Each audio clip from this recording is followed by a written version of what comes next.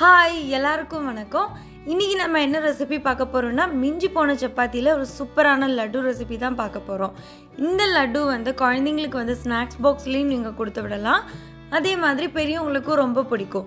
So இந்த 3 ingredients இருந்துச்சுன்னா சூப்பரான ஒரு லட்டு நம்ம பண்ணிடலாம்.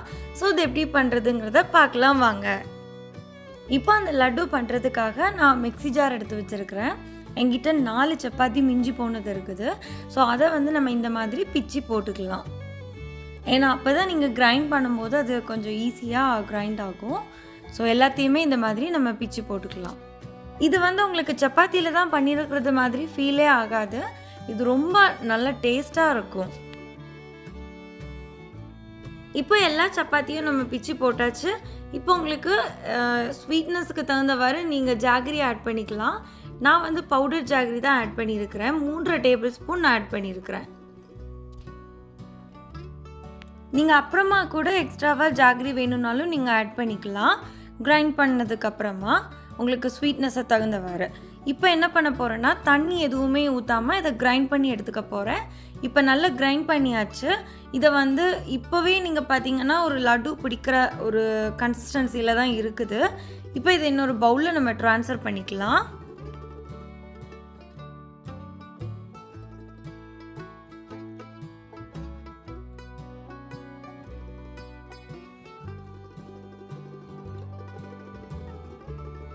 இப்போ இதில் கொஞ்சமாக நான் நெய் ஆட் பண்ணிக்க போகிறேன்.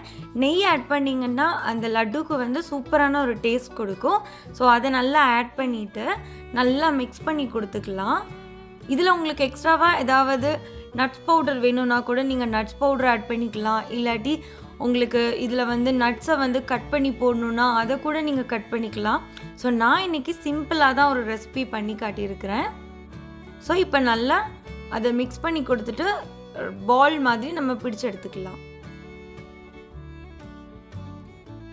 இதை நீங்கள் வேறு ஏதாவது ஷேப்பில் பண்ணணுன்னா கூட நீங்கள் பண்ணி எடுத்துக்கலாம். ஸோ இது குழந்தைங்களுக்கு ரொம்ப பிடிக்கும், பெரியவங்களுக்கும் ரொம்ப பிடிக்கும். ஸோ ஈஸியாக ஒரு மிஞ்சி போன சப்பாத்தியில் சூப்பரான லட்டு ரெசிபி நம்ம பார்த்துட்டோம். ஸோ கண்டிப்பாக இதை ட்ரை பண்ணி பாருங்கள்.